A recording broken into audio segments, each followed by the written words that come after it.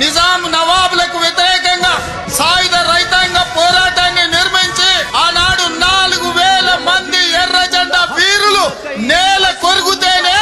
ఆనాడు మీరు నిర్మించిన సాయుధ రైతాంగ పోరాటమే తెలంగాణ రాష్ట్రానికి హైదరాబాదు రాష్ట్రానికి విముక్తి కలిగించడానికి పునాదులు పడ్డాయి. దేశమంతా స్వతంత్రం వచ్చి స్వేచ్ఛ వాయువులను పీలుస్తున్నప్పుడు హైదరాబాదు రాష్ట్రం నిజాం రజాకర్ల కాళ్ళ కింద నలిగిపోతుంటే ఆనాడు ఈ ప్రజలకు విముక్తి కలిగించాలి, ఈ ప్రజలకు స్వేచ్ఛను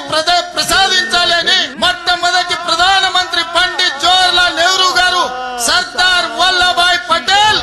పోలీస్ యాక్షన్ ద్వారా నిజాం రజాకర్లను లొంగ తీసుకొని నిజాం రజాకర్లను దిగంతాలకు తరిమిన చరిత్ర ఈ ప్రాంతానికి ఉన్నది. ఆనాడు జరిగిన సాయుధ రైతాంగ పోరాటంలో ముచ్చలపల్లి సుందరయ్య గారు కావచ్చు,